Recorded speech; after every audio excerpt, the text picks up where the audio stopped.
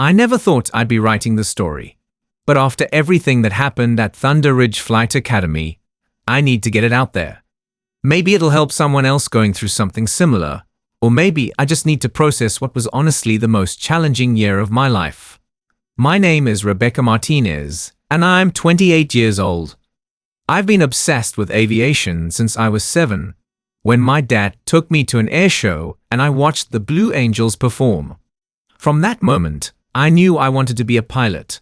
I spent my teenage years volunteering at the local airport, got my private license at 18, and worked 3 jobs to save up for flight school.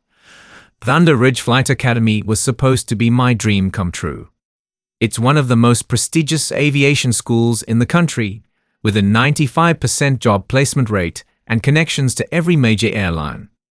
Getting accepted felt like winning the lottery. I remember crying happy tears when I opened that acceptance letter in my tiny studio apartment. The campus was everything I'd imagined: pristine hangars, state-of-the-art simulators, and a fleet of beautiful aircraft that gleamed in the Arizona sun. During orientation week, everything seemed perfect. The other students were friendly, the instructors seemed knowledgeable, and I felt like I was finally on the path to my dream career. That's when I met Captain James Mitchell. Captain Mitchell was the head flight instructor, a former Air Force pilot in his early 50s with salt and pepper hair and the kind of commanding presence that made rooms go quiet when he entered. He had an impressive resume, thousands of flight hours, military commendations, and connections throughout the industry. Everyone spoke about him with a mixture of respect and fear. During our first meeting, he looked over my application with what I thought was interest. "Rebecca Martinez," he said, not looking up. "Worked at Pete's Aviation Services, I see. Small operation." "Yes, sir," I replied. "I've been working there for 3 years, doing everything from fueling aircraft to basic maintenance." He finally looked at me, and something in his expression made me uncomfortable. "Well, we'll see how you adapt to real aviation training. This isn't some backyard operation." I brushed off the comment, thinking he was just setting high standards. But looking back, that was the first red flag. The second red flag came during our initial flight evaluation. Captain Mitchell observed as I performed pre-flight checks on a Cessna 172. I was thorough, checking everything twice. It was a habit my dad had drilled into me. "Always respect the aircraft," he used to say. "Miss Martinez," Captain Mitchell interrupted. "We don't have all day. This is basic stuff." "I'm just being thorough, sir," I said, continuing my checks.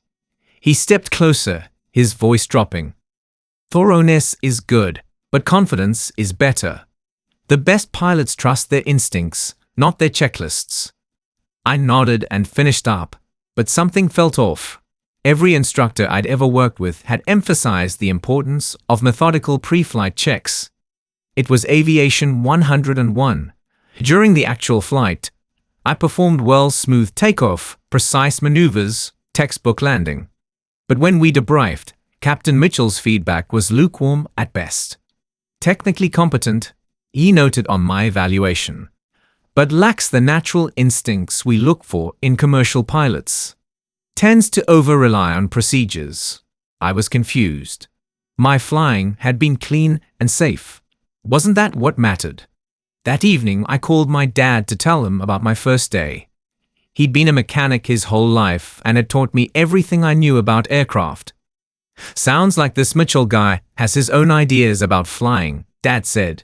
"But remember, Becca, our best pilots are the ones who never stop learning and never cut corners. Stay true to what you know is right." His words gave me comfort, but I couldn't shake the feeling that Captain Mitchell had already formed an opinion about me that had nothing to do with my actual abilities. As I settled into my dorm room that night, listening to the distant hum of aircraft engines from the flight line, I told myself that things would get better. I was at Thunder Ridge to learn, and I was determined to succeed no matter what. I had no idea what I was really in for. The first month at Thunder Ridge was a constant test of my confidence.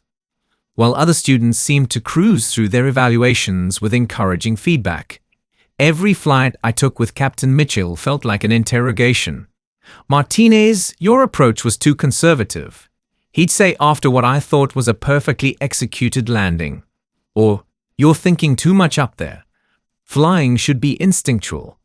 Meanwhile, I'd watch him praise students like Derek Hampton, a cocky kid from a wealthy family whose father owned a charter company, for mediocre performances. Derek once forgot to check the fuel quantity during pre-flight, something that could be catastrophic. But Captain Mitchell just chuckled and said, "That's the kind of confidence we need in the cockpit." I started keeping detailed notes of every flight, every critique, every interaction. Something felt systematically wrong, but I couldn't put my finger on it. The breaking point of month one came during a cross-country navigation exercise. I'd planned the route meticulously, accounting for weather patterns and alternate airports. My flight was flawless. We arrived exactly on time at our destination, and my radio work was crisp and professional.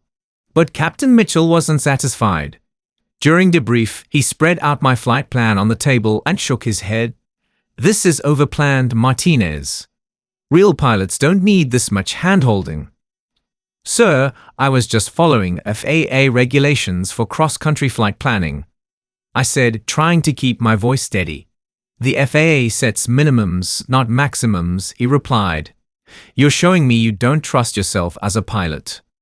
I looked at my flight plan, every checkpoint marked, every frequency noted, every emergency procedure outlined. It was exactly what my previous instructors had taught me, exactly what the textbooks recommended. "I don't understand, sir." "We completed the flight safely and on time." Captain Mitchell leaned back in his chair, studying me with an expression I was beginning to recognize, dismissive, almost amused. "Miss Martinez, let me be blunt. You fly like someone who learned from mechanics and weekend warriors. There's a difference between following rules and understanding aviation." The words stung because they felt personal. My dad wasn't a pilot, but he understood aircraft better than anyone I'd ever met. The weekend warriors at Pete's Aviation had taught me more about real-world flying than any textbook. "Sir, I believe thorough preparation makes for safer flying," I said carefully. "And I believe natural talent makes for better pilots," he replied. "Some people have it, some don't. The sooner you recognize your limitations, the better." I left that meeting feeling like I'd been punched in the gut. That evening, I called my mom, trying not to cry as I explained what had happened. "Midget," she said, using the Spanish endearment that always made me feel better. "Some people try to make you small so they can feel big. Don't let him shrink your dreams." But it was hard not to internalize the criticism. I started second-guessing every decision in the cockpit, wondering if my careful preparation was actually a weakness. Other students began to notice Captain Mitchell's treatment of me, and while some were sympathetic, others seemed to take it as confirmation that I didn't belong. "Maybe flying just isn't for everyone," I overheard Derek telling a group of students one evening. "Some people are better suited for ground operations." The worst part was that my grades were actually good. My written exams were consistently in the 90s, my flight maneuvers were precise, and my emergency procedures were textbook perfect. But Captain Mitchell's evaluations told a different story. He had a way of making strengths sound like weaknesses, turning my attention to detail into over-reliance on procedures, and my safety-conscious approach into lack of confidence. 2 months in, I was called into his office for a progress review. "Miss Martinez," he began, not inviting me to sit, "I've been reviewing your performance, and I'm concerned about your development as a pilot." My heart sank. "What specifically concerns you, sir?" He pulled out a thick file. Apparently, he'd been documenting everything. "Your flying is technically adequate, but you lack the instinctive feel that makes a great pilot. More concerning is your reluctance to take calculated risks. Sir, I believe in following established safety procedures." "And that's exactly the problem," he interrupted. "Commercial aviation requires pilots who can make split-second decisions, who trust their judgment over their checklists. I'm not seeing that development in you." He leaned forward, his voice taking on what I would later recognize as a patronizing tone. "I'm recommending you for additional remedial training. We'll see if we can break some of these overcautious habits." I wanted to argue, to point out that my flying record was spotless, that safety should never be compromised for the sake of appearing confident. But I was 28 years old, drowning in student debt, and this was my one shot at becoming a commercial pilot. "Yes, sir," I said quietly. "I'll do whatever it takes to improve." As I walked back to my dorm, I couldn't shake the feeling that Captain Mitchell had already decided I would fail.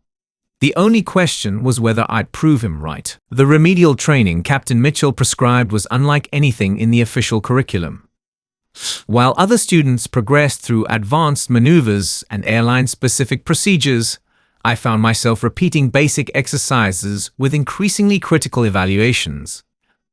"Martinez, you're still thinking too much," became his standard refrain. During one particularly frustrating session, he actually reached over and tapped my forehead while I was flying. "Stop calculating up there. Feel the aircraft."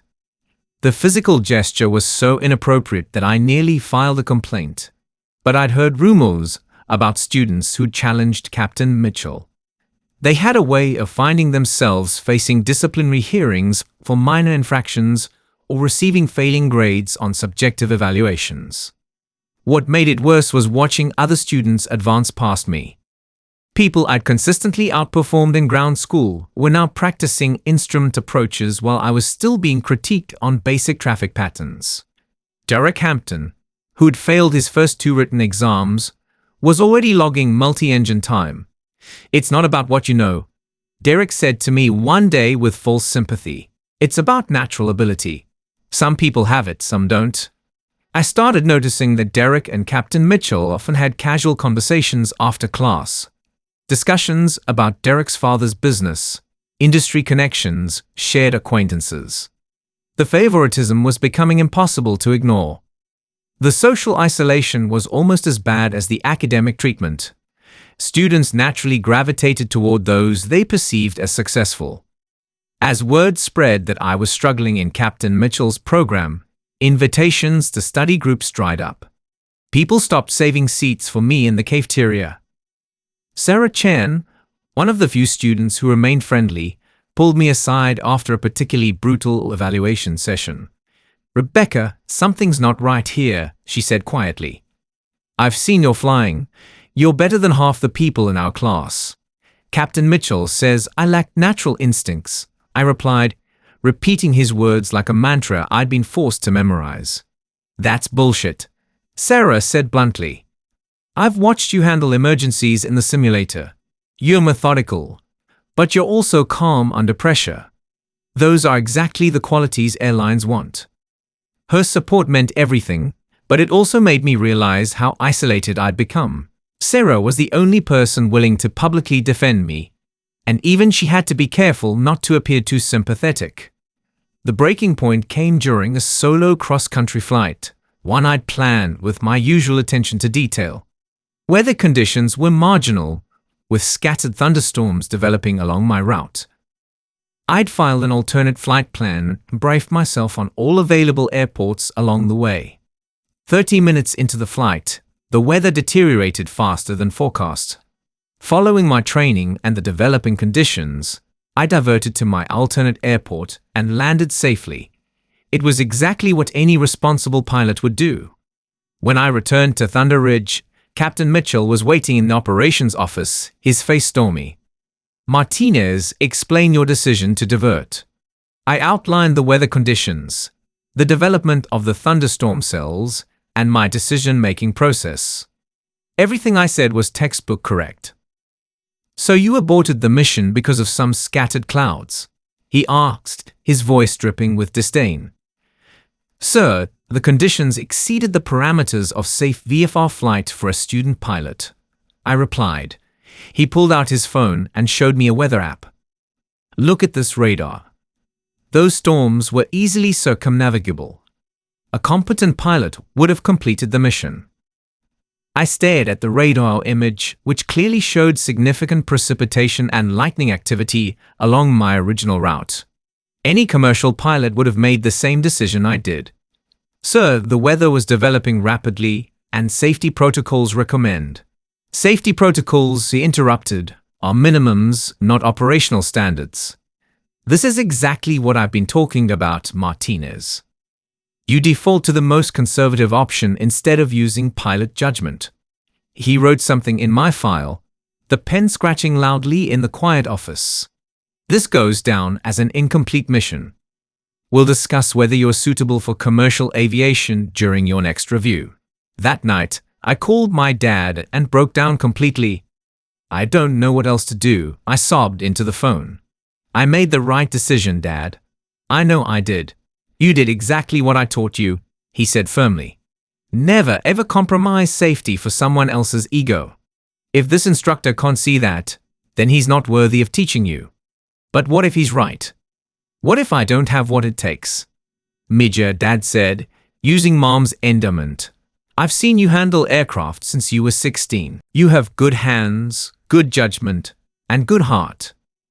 Don't let one bitter man convince you otherwise. His words helped, but I couldn't shake the growing realization that Captain Mitchell wasn't trying to make me a better pilot.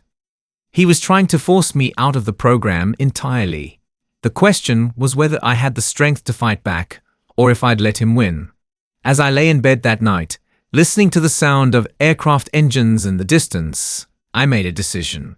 I wasn't going to quit. But I also wasn't going to keep playing by rules that seemed designed to ensure my failure. It was time to start documenting everything. My decision to start seriously documenting Captain Mitchell's behavior came just in time. 3 weeks after the cross-country incident, he called me into his office with news that would have destroyed my career if I hadn't been prepared. Miss Martinez, he began, not looking up from a stack of papers. I've completed my evaluation of your progress. I'm recommending you be placed on academic probation. My blood went cold. Academic probation at Thunder Ridge was essentially a death sentence. Students rarely recovered from it, and it would appear on any employment application for the rest of my career. Sir, could you explain the specific deficiencies that led to this recommendation? He finally looked up, and there was something almost satisfied in his expression. Persistent poor judgment, inability to adapt to advanced training protocols, and demonstrated lack of the natural instincts required for commercial aviation. I had been recording our conversations on my phone for the past month. Legally, since Arizona is a one-party consent state. But more importantly, I'd been meticulously documenting every flight, every evaluation, and every interaction. Captain Mitchell, I said carefully, could you provide specific examples of poor judgment?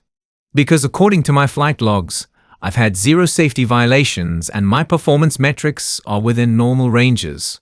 His eyebrows rose slightly. He wasn't used to students challenging his assessments.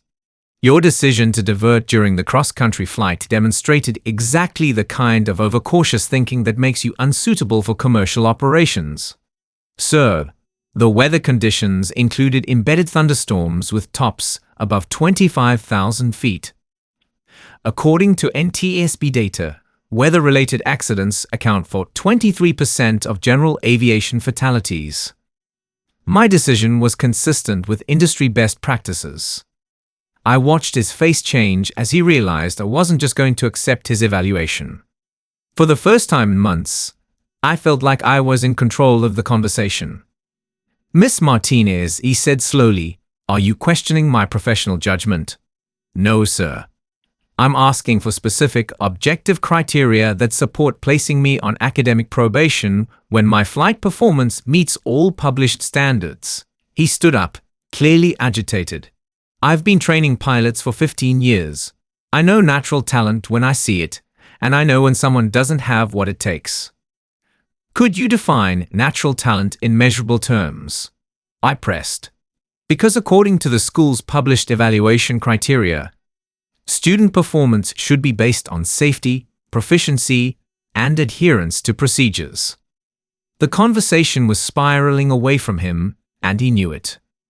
Miss Martinez, if you're unhappy with my evaluation, you're welcome to appeal through the proper channels. Thank you, sir. I'll be doing exactly that. As I left his office, my hands were shaking, but not from fear. For the first time in months, I felt like I had some power in this situation. That evening, I called Sarah Chen and asked her to meet me at a coffee shop off campus. When I explained what had happened, her reaction confirmed what I'd suspected. "Rebecca, this is insane," she said. "Your flying is better than most people in our class. And the cross-country thing. I was monitoring weather that day too. You made the right call. Sarah, I need to ask you something, and it might put you in an awkward position. Have you noticed any patterns in how Captain Mitchell treats different students?" She was quiet for a long moment. "You mean like how Derek can do no wrong, even when he almost ground-looped that Piper last week? Exactly like that." Sarah looked around the coffee shop, then leaned closer. "There's something else. My roommate works in the admin office. She's seen Captain Mitchell's evaluation reports, and there's a pattern. Women and minority students consistently get harsher evaluations, especially in subjective categories like natural ability and pilot instincts." My stomach dropped. How many students? At least 6 over the past 2 years. All of them either dropped out or were dismissed. But Rebecca, you're the first one who's fought back with documentation. That night, I spread out everything I'd collected over the past months. Flight logs, recorded conversations, copies of evaluation forms, weather reports from my cross-country flight. The pattern was undeniable. Captain Mitchell had been systematically targeting students who didn't fit his preferred demographic, using subjective evaluations to force them out of the program. But I had something the others hadn't: detailed documentation and a complete understanding of aviation regulations. My years working at Pete's Aviation had taught me that every flight decision could be defended with objective data. I spent the weekend preparing my appeal, cross-referencing every criticism against published aviation standards. Where Captain Mitchell claimed poor judgment, I had weather reports and safety regulations. Where he cited overcautious behavior, I had NTSB statistics and industry best practices. But the real breakthrough came when I researched Captain Mitchell himself. His military record was impressive, but his civilian career told a different story. He'd been an instructor at 2 other flight schools before Thunder Ridge, and I found online reviews from former students that painted a troubling picture. Plays favorites based on who he thinks belongs in aviation. Read one review. If you don't fit his idea of a pilot, you're dead in the water. Another was even more specific. Systematically targets women and minorities. Uses subjective evaluations to mask discrimination. Armed with this information, I made an appointment with Dr. Patricia Hawkins, the Academic Affairs Director. She was a former airline pilot herself, and her reputation for fairness was why I'd chosen to attend Thunder Ridge. "Dr. Hawkins," I began, "I'm here to formally appeal my placement on academic probation. But I believe this situation goes beyond my individual case." I spent the next hour laying out everything: the pattern of evaluations, the recorded conversations, the documentation of Captain Mitchell's behavior toward other students. Dr. Hawkins listened without interruption, her expression growing more serious as I presented my evidence. "Miss Martinez," she said finally, "these are serious allegations. You understand that filing this appeal will trigger a formal investigation?" "Yes, ma'am. And I understand that Captain Mitchell will probably try to retaliate. But I can't stand by while other students are subjected to this treatment." She nodded slowly. "You're showing exactly the kind of judgment and courage we want in our graduates. Let me be clear, if your allegations are substantiated, there will be consequences." As I walked out of her office, I felt a mixture of relief and terror. I'd just declared war on the most powerful instructor at the school, but for the first time in months, I felt like I was fighting for something bigger than just my own career. I was fighting for every student who'd been told they didn't belong in the cockpit. Dr. Hawkins moved faster than I'd expected. Within 48 hours of our meeting, I received an email informing me that my academic probation was suspended pending investigation and that I'd be reassigned to a different instructor for the remainder of my training. The news spread through the school like wildfire. Students whispered in corners, and I caught more than a few hostile glances from Captain Mitchell's favorites. Derek Hampton cornered me after ground school, his usual smugness replaced by genuine anger. "You know you've just destroyed your own career, right?" he said. "Captain Mitchell has connections throughout the industry. You'll never work for a major airline." "Maybe," I replied, "but at least I'll be able to sleep at night." My new instructor was Captain Lisa Rodriguez, a former military pilot who'd transitioned to commercial aviation before joining Thunder Ridge's faculty. Our first meeting was refreshingly straightforward. "I've reviewed your file," she said, spreading out my flight logs. "Your performance metrics are well above average. I'm not sure what the issue was with your previous instructor, but we're starting fresh." Within 2 flights, Captain Rodriguez had me practicing advanced maneuvers I should have been doing months ago. Her feedback was specific, actionable, and focused on actual performance rather than vague concepts like natural instincts. "Your approach was 3 degrees high on final," she'd say. "Try adjusting your power reduction point." Or, "Good recovery on that stall, but work on maintaining heading during the break." It was the kind of instruction I'd been hoping for all along. Professional, objective, and designed to actually improve my flying. Meanwhile, the investigation into Captain Mitchell was proceeding quietly but thoroughly. Dr. Hawkins had brought in an external consultant, a former FAA inspector, to review evaluation records and interview students. Sarah Chen was among the first to be interviewed, and she emerged from the meeting looking both relieved and vindicated. "They asked about everything," she told me later. "The pattern of evaluations, specific incidents, the general atmosphere in his classes. They're taking this seriously, Rebecca." But Captain Mitchell wasn't going down without a fight. 2 weeks into the investigation, I was called to the dean's office for what I thought would be a routine update. Instead, I found Captain Mitchell sitting across from Dean Morrison, his expression grim. "Miss Martinez," Dean Morrison began, "Captain Mitchell has raised some concerning allegations about your conduct during this investigation." My heart sank. This was exactly the kind of retaliation I'd expected. "Sir, what allegations specifically?" Captain Mitchell leaned forward. "I have reason to believe Miss Martinez has been secretly recording conversations with faculty members, which violates the school's code of conduct." I'd prepared for this moment. "Sir, I have been recording conversations, but only in accordance with Arizona's one-party consent laws.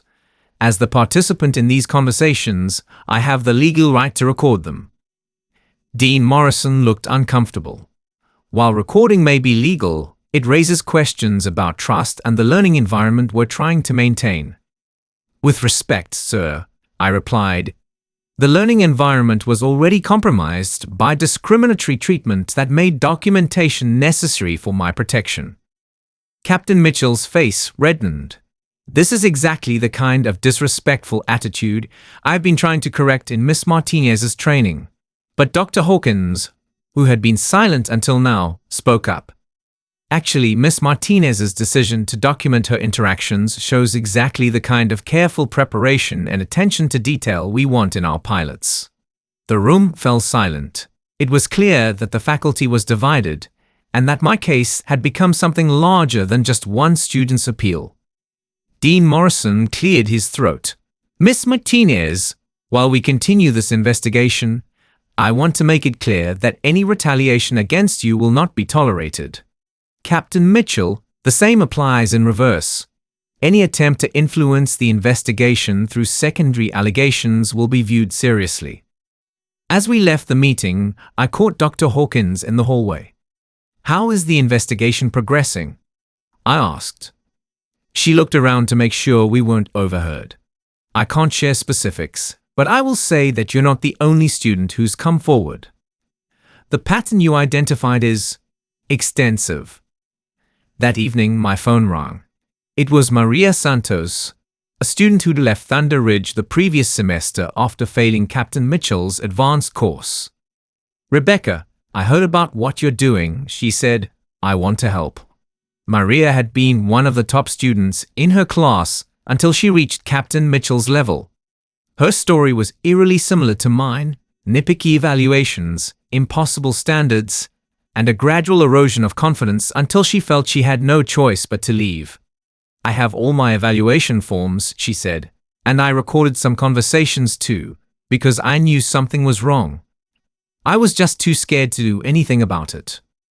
Within days, Maria's testimony had opened floodgates. 3 more former students contacted the investigation team, all with similar stories of discriminatory treatment. The pattern was becoming impossible to deny, but the breakthrough came from an unexpected source. Derek Hampton, Captain Mitchell's star pupil, requested a private meeting with Dr. Hawkins. I only learned about it later, but Derek had witnessed something that finally gave the investigation the smoking gun it needed. During a faculty meeting he'd overheard while waiting outside an office, Captain Mitchell had explicitly stated his belief that women and minorities lacked the natural aggression needed for commercial aviation. "I thought it was just talk," Derek admitted during his interview. "But when I saw how he treated you compared to me, I realized I was getting preferential treatment, not because I was better, but because I fit what he thought a pilot should look like." Derek's testimony was devastating because it came from an unexpected source: the student who had benefited most from Captain Mitchell's bias. 2 days later, Captain Mitchell was placed on administrative leave pending the completion of the investigation. As I watched him clean out his office, escorted by security, I felt a complex mix of emotions. Relief, certainly, but also sadness that it had taken so long for someone to stand up to him. How many students had been driven away from their dreams because they didn't fit one man's narrow vision of what a pilot should be? That evening, I called my parents to update them on the situation. "Major," Mom said, "I'm proud of you for fighting back. But more than that, I'm proud that you fought for other people too." "Your mother's right," Dad added. "The best pilots are the ones who look out for everyone's safety, not just their own." As I hung up the phone, I realized that everything Captain Mitchell had criticized about my flying, my attention to safety procedures, my careful preparation, my willingness to question authority when something seemed wrong, were exactly the qualities that had allowed me to expose his discrimination. The investigation was far from over, but for the first time in months, I felt like justice was actually possible. The formal hearing was scheduled for a Thursday morning in Thunder Ridge's main conference room. Dr. Hawkins had explained that this wasn't a legal proceeding, but rather an internal review to determine whether Captain Mitchell's conduct violated the school's policies and standards. I'd spent weeks preparing my testimony, organizing evidence, and coordinating with other students who'd come forward. What started as my individual appeal had evolved into something much larger: a comprehensive review of discriminatory practices that had been allowed to continue for years. The hearing panel consisted of 3 people: Dr. Hawkins, an external aviation education consultant, and surprisingly, a representative from the FAA's Flight Standards District Office. The FAA's involvement indicated that this case could have implications beyond just Thunder Ridge.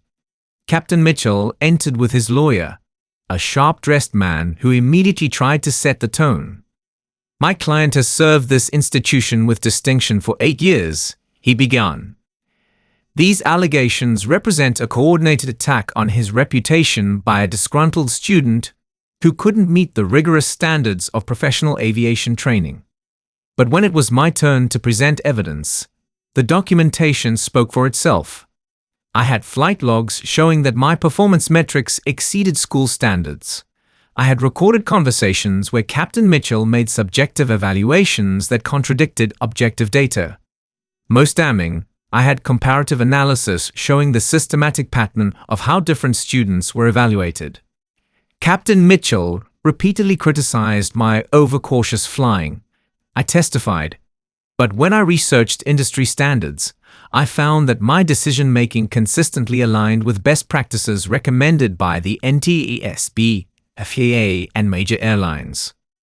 I played a recording from our cross-country flight debrief, where Captain Mitchell had criticized my weather diversion.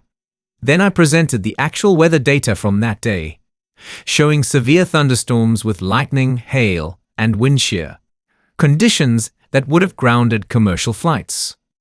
Any airline pilot faced with these conditions would have made the same decision I did, I said.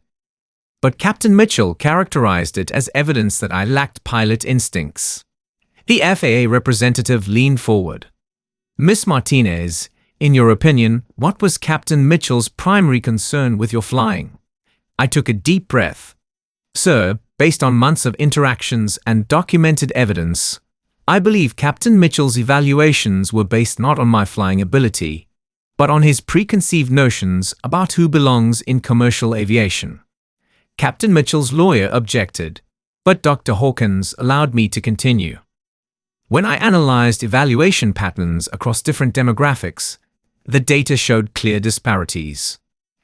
Students from aviation families, particularly white males, received positive evaluations even when their performance was objectively worse than students from non-aviation backgrounds. Then Maria Santos testified via video conference. Her story was heartbreaking. A talented pilot who'd given up her dream because she'd been convinced she wasn't good enough. I scored higher than Derek Hampton on every written exam, she said, her voice steady but sad. My flight performance was consistently rated proficient by other instructors, but Captain Mitchell made me feel like I was dangerous in the cockpit. Eventually, I started believing him. Derek Hampton's testimony was the most powerful because it came from someone who had benefited from the system he was now exposing. I got preferential treatment from day one, he admitted. Captain Mitchell overlooked mistakes that would have gotten other students failed. He praised performances that I knew weren't that great. I thought it was because I was naturally gifted, but now I realize it was because I looked like what he thought a pilot should look like. Derek's voice cracked slightly. The worst part is, his favoritism actually made me a worse pilot. I got overconfident, stopped being careful, because I knew he'd cover for me. Rebecca's flying was always better than mine, but I got the better evaluations. When Captain Mitchell finally took the stand in his own defense, his testimony revealed more than he probably intended. Aviation is a demanding field that requires natural instincts you can't teach, he insisted. Some people have the right temperament for commercial flying, others don't. It's my job to identify those differences. The external consultant pressed him. How do you define natural instincts in measurable terms? It's about confidence, quick decision-making, the ability to take calculated risks, he replied. And how does that differ from following established safety procedures? Captain Mitchell's answer was damning. Safety procedures are fine for training, but real pilots need to be willing to push beyond the minimums when the situation demands it. The FAA representative's expression grew stern. Captain Mitchell, are you suggesting that pilots should deviate from established safety procedures?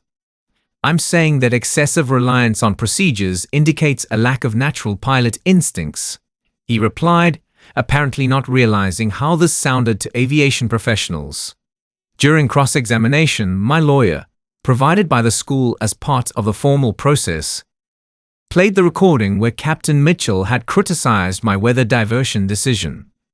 Captain Mitchell, are you familiar with FAR 91.103, which requires pilots to become familiar with all available information concerning a flight? Of course. And FAR 91.13, which prohibits careless or reckless operation of aircraft? Yes. Given the weather conditions Miss Martinez faced, embedded thunderstorms with tops above 25,000 feet, lightning and wind shear, would you characterize her decision to divert as careless or reckless? Captain Mitchell hesitated. The conditions were challenging. Would you have advised her to continue into those conditions? The room was silent. Everyone knew that advising a student pilot to fly into severe weather would be a career-ending admission. I would have evaluated the situation differently, he said finally. How so? Another long pause. Perhaps the diversion was appropriate. It was a complete reversal of his previous position, and everyone in the room recognized it. The hearing concluded with closing statements. Captain Mitchell's lawyer argued that his client's methods, while perhaps outdated, were motivated by genuine concern for aviation safety. But the evidence was overwhelming. 3 days later, Dr. Hawkins called me with the panel's decision. Ms. Martinez, the panel found clear evidence of discriminatory evaluation practices that violated both school policy and professional standards. Captain Mitchell's employment has been terminated, and his teaching credentials are under review by the State Aviation Board. I felt a wave of relief, but also something deeper. Validation that I hadn't imagined the discrimination, that my documentation had been worth the risk. There's more, Dr. Hawkins continued. The school will be implementing new evaluation protocols to prevent this from happening again. And we're establishing a scholarship fund for underrepresented students in aviation, funded partly by the settlement we're offering to affected students. As I hung up the phone, I realized that what had started as one student fighting for her career had become something much larger, a catalyst for real change in how pilots are trained and evaluated. The news of Captain Mitchell's termination spread through Thunder Ridge like wildfire. But the reactions were more complex than I'd expected. While some students celebrated the outcome, others seemed resentful that their beloved instructor had been brought down by what they saw as political correctness. "This is bullshit," I overheard one student saying. Mitchell was old school, but he knew how to train real pilots. Now we're going to get participation trophy instructors who don't push anyone. But for every negative reaction, there were 2 positive ones. Students who'd felt marginalized or discouraged were suddenly speaking up about their own experiences. The investigation had created a safe space for people to share stories they'd kept buried. 3 days after the hearing results, I was approached by Jennifer Walsh, a quiet student I barely knew. She was one of only 2 black women in our program, and I'd noticed she always kept to herself. "Rebecca," she said nervously, "I wanted to thank you. I've been thinking about dropping out for months because of how Captain Mitchell treated me. I thought I was just being too sensitive." Her story was heartbreakingly familiar. The nitpicky evaluations, the constant undermining of confidence, the subtle messages that she didn't belong. "He never said anything explicitly racist," she explained, "but he had this way of making me feel like I was there by mistake, like I was taking up space meant for someone else." Jennifer wasn't alone. Over the following weeks, more students came forward with similar experiences. The investigation had revealed that Captain Mitchell's discrimination wasn't limited to me. It was systematic, affecting anyone who didn't fit his narrow vision of what a pilot should look like. But the real validation came from an unexpected source. 2 weeks after the hearing, I received a call from Captain Sarah Williams, a senior pilot at Delta Airlines who'd heard about the case through industry networks. "Miss Martinez," she said, "I wanted to personally thank you for what you did. I went through similar treatment 20 years ago at a different school. Back then, I didn't have the courage or resources to fight back. I just endured it and moved on." She paused, and I could hear the emotion in her voice. "But you did what I wished I'd been brave enough to do. You stood up not just for yourself, but for every pilot who's been told they don't belong in the cockpit because of who they are rather than how well they fly." Captain Williams offered to serve as a reference for my job applications and connected me with other airline pilots who could provide mentorship. "The industry is changing," she said, "but it needs people like you to keep pushing for that change." The formal aftermath was swift and decisive. Thunder Ridge not only terminated Captain Mitchell, but also implemented comprehensive reforms. New evaluation protocols required multiple instructor sign-offs for any negative assessments. Anonymous feedback systems were established for students to report discriminatory treatment. Most importantly, the school brought in diversity and inclusion consultants to review their entire training program. Dr. Hawkins personally oversaw the implementation of these changes. Your case was a wake-up call, she told me during one of our follow-up meetings. We pride ourselves on training the best pilots, but we weren't examining whether our definition of best was excluding qualified candidates for the wrong reasons.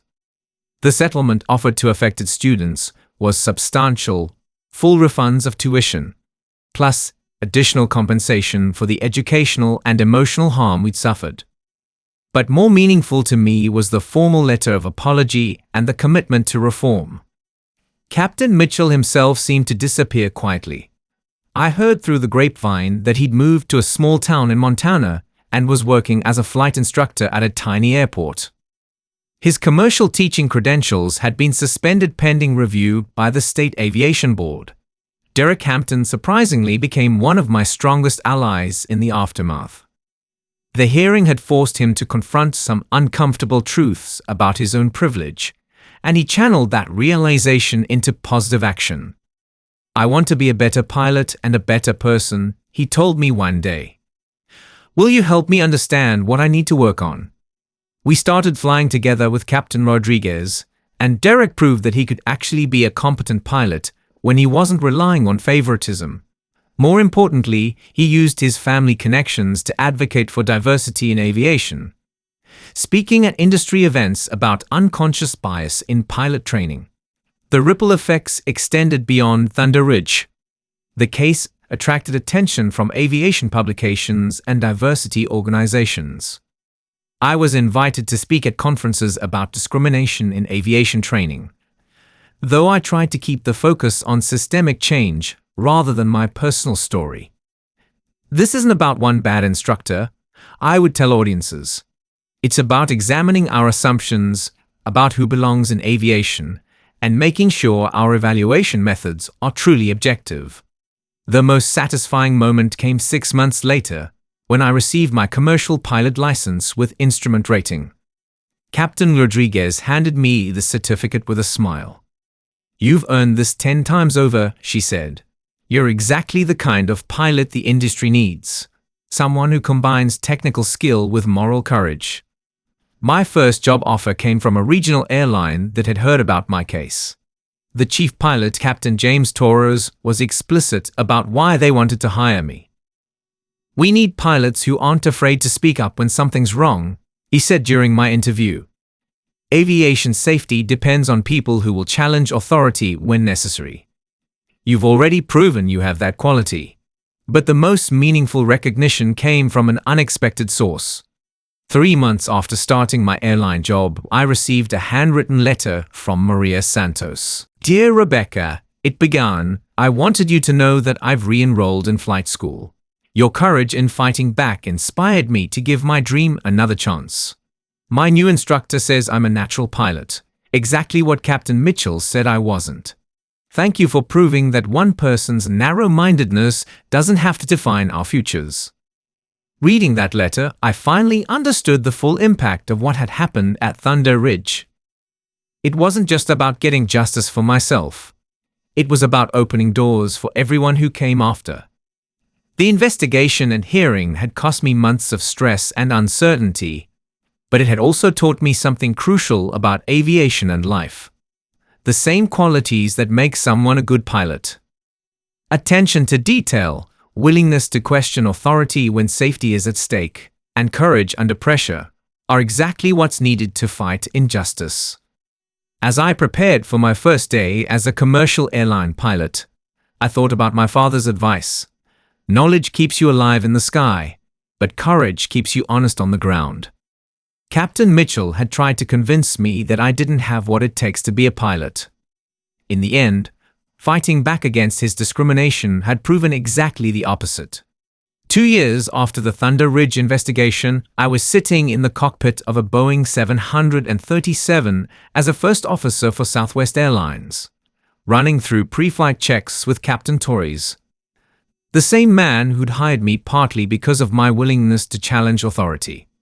"Martinez," he said, reviewing the weather briefing, "looks like we've got some developing thunderstorms along our route to Denver. What's your recommendation?" I studied the radar display and the forecast charts, remembering Captain Mitchell's criticism of my overcautious weather decisions. Sir, I recommend filing for the northern alternate route. The storms are showing strong returns with possible hail and wind shear. Captain Torres nodded approvingly. Agreed. Safety first, schedule second.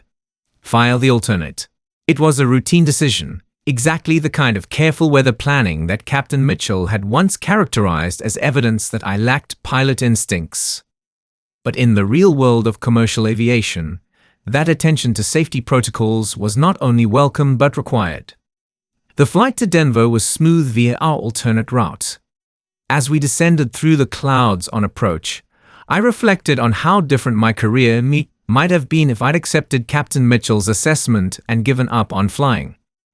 After we landed, Captain Torres pulled me aside. Martinez, I've got some news. The company's starting a new mentorship program for underrepresented pilots, and they want you to help develop the curriculum. Interested? I didn't hesitate. Absolutely, sir. The mentorship program became one of my most fulfilling responsibilities. Every month, I'd visit flight schools around the country, talking to students who reminded me of my younger self, talented pilots who sometimes doubted whether they belonged in aviation.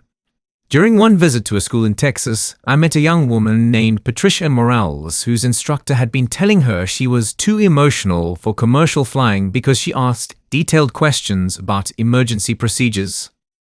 He says real pilots trust their instincts instead of overanalyzing everything. She told me her frustration obvious. I smiled, recognizing the familiar pattern. Patricia, let me tell you something. The best pilots I know are the ones who ask questions, who prepare thoroughly, and who never stop learning. Those aren't weaknesses. They're exactly what airlines are looking for. I spent the afternoon flying with Patricia and her instructor, observing their interaction. Her flying was excellent, precise, safe, and methodical. But her instructor's feedback focused on vague concepts like natural feel rather than actual performance metrics. After the flight, I had a private conversation with the instructor. Patricia's flying is well above standard, I said diplomatically. Have you considered that her analytical approach might actually be a strength rather than a limitation? He bristled slightly. I've been teaching for 12 years. I know natural talent when I see it. The conversation felt like déjà vu, but this time I had the authority and experience to push back effectively. With respect, sir, the airlines I work with value pilots who are methodical and safety conscious. Patricia's approach is exactly what they're looking for. I also spoke with the school's chief instructor, sharing my concerns about evaluation methods that relied too heavily on subjective assessments. Change came slowly, but it came. The most rewarding part of the mentorship program was hearing success stories from students who'd overcome similar challenges. Patricia Morales earned her commercial license and was hired by a major airline. Jennifer Walsh, the quiet student from Thunder Ridge, became a captain for a cargo airline. Maria Santos completed her training and now flies for a regional carrier. Each success felt like validation that the fight at Thunder Ridge had been worth it. 3 years after the investigation, I was invited back to Thunder Ridge as a guest speaker for their new diversity and inclusion seminar. Walking onto the campus where I'd faced so much discrimination felt surreal, but the changes were obvious. The student body was noticeably more diverse, and the evaluation protocols Dr. Hawkins had implemented were working. Students told me about anonymous feedback systems that actually protected them from retaliatory grading, and objective performance metrics that made favoritism much harder to disguise. During my presentation, I focused on the lessons I'd learned about speaking up when something seems wrong. Aviation safety depends on people being willing to challenge authority when necessary, I told the audience. That same courage applies to challenging discrimination or unfair treatment. After my talk, a current student approached me, a young Latino man who looked nervous but determined. Miss Martinez, he said, I'm having some problems with one of my instructors. Nothing as bad as what you went through, but could I talk to you about it? We spent an hour discussing his situation, and I helped him document his concerns and understand his options. He eventually filed a formal complaint that led to additional training for the instructor and improved evaluation practices. The most unexpected development came 4 years after the investigation, when I received a LinkedIn message from Captain Mitchell himself. "Miss Martinez," it read, "I wanted to reach out to apologize for my treatment of you and other students at Thunder Ridge. I've spent a lot of time reflecting on my teaching methods and the impact they had on talented pilots like yourself. You were right to fight back, and I'm glad you had the courage to do it." The message continued, "I'm now working at a small airport in Montana, teaching basic flight skills to recreational pilots. I've tried to learn from my mistakes and become a better instructor. I hope you can forgive an old pilot who let his prejudices cloud his judgment." I stared at the message for a long time, feeling a complex mix of emotions. Part of me was still angry about the months of discrimination and self-doubt he'd caused. But another part recognized that acknowledging wrongdoing and trying to change took a different kind of courage. I responded simply, "Captain Mitchell, I appreciate your apology. I hope your current students are benefiting from the lessons you've learned." 5 years after the Thunder Ridge investigation, I was promoted to captain, the youngest in my airline's recent history. During the ceremony, Captain Toros, now my mentor and friend, reflected on my journey. Rebecca didn't just fight for her own career, he told the assembled pilots. She fought for the principle that aviation should be a meritocracy based on skill and safety, not demographics or personal bias. That's exactly the kind of leader we need in this industry. As I received my captain's stripes, I thought about all the people who'd supported me along the way. Dr. Hawkins, who'd listened and acted. Sarah Chen, who'd stood by me when it was risky. Derek Hampton, who'd found the courage to tell the truth. My parents, who'd taught me to never compromise my values. But I also thought about the students like Patricia and Jennifer and Maria, talented pilots who might have given up on their dreams if someone hadn't been willing to fight for change. That evening, I called my parents to share the news of my promotion. "Mija," Mom said, her pride evident in her voice, "you've come so far from that scared girl who called us crying from flight school." "Actually," I replied, "I think I'm exactly the same person. I just learned that being scared doesn't mean you can't be brave." Dad's voice came through the phone, warm and proud. "You know what makes me happiest about all this? You didn't just become a captain. You helped other people become pilots too. That's what real leadership looks like."